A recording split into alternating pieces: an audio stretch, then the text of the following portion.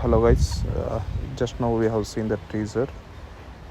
Teaser expect ಮಾಡ್ದಂಗೆ ಮುಂಚೆ ಹೇಳ್ದಂಗೆ ಯಶ್ ಅವರು ಸುಮ್ಮನೆ ಕೈ ಹಾಕಲ್ಲ ಅನ್ನೋದಕ್ಕೆ ಮತ್ತೆ ಪ್ರೂವ್ ಆಗಿದೆ. It was entirely A different experience. One more shocking ಅಂದರೆ ಡಬಲ್ ಆ್ಯಕ್ಟಿಂಗು, ಇದೊಂದು ಎಕ್ಸ್ಪೆಕ್ಟೇ ಮಾಡಿದ್ದಿಲ್ಲ. ಆ ಲುಕ್ಕು, ಆ side phase angle view excellent ಇತ್ತು. ಇಟ್ಸ್ ವರ್ತ್ ವಾಚ್ ಅನ್ನೋ ಲೆಕ್ಕದಲ್ಲಿದೆ. ಆಮೇಲೆ ಆ ಡೈಲಾಗ್ ಯಾರಿಗೆ ಹೇಳಿದ್ದಾರೆ ಅನ್ನೋದು ತುಂಬ ಕ್ಲಾರಿಟಿ ಆಗಿದೆ. ಸೊ ಗೊತ್ತಿದ್ದವ್ರಿಗೆ ಆಲ್ರೆಡಿ ಗೊತ್ತಾಗಿರುತ್ತೆ ಯಾರಿಗೆ ಅಂಥೇಳಿ. ಸೊ ಈಗ ಯಶ್ ಹೇಳೋವರೆಗೆ ಇದು ಓವರ್ ಅಂದರೆ ಓವರ್ ಅಂತ ಅಲ್ಲ, ಅವರು ಪೋಸ್ಟ್ಪೋನ್ ಮಾಡಲ್ಲ. ಸೊ ಅದೇ ಡೇಟಿಗೆ ಬರ್ತಾ ಇದ್ದಾರೆ. ಸೊ ಕ್ಲ್ಯಾಶ್ ಆಗ್ತಾಯಿದೆ, ನೋಡೋಣ ಏನಾಗುತ್ತೆ. ಬಟ್ ಪರ್ಫೆಕ್ಟ್ ಇತ್ತು. ಆಶ್ಚರ್ಯ ಅಂದರೆ ಒಂದು ಹೀರೋಯಿನ್ದು ಇನ್ನೂ ಲುಕ್ಕು ಬಿಟ್ಟಿಲ್ಲ, ಇನ್ನು 5 heroine character ಯಾವಾಗಿರುತ್ತೆ.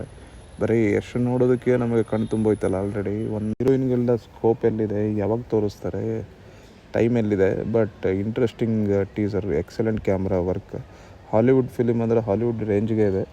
So Kannada film ಒಂದು ಹಾಲಿವುಡ್ ರೇಂಜಲ್ಲಿ ಮಾಡ್ತಾ ಇರೋದು ತುಂಬ ಖುಷಿಯಾಗಿದೆ.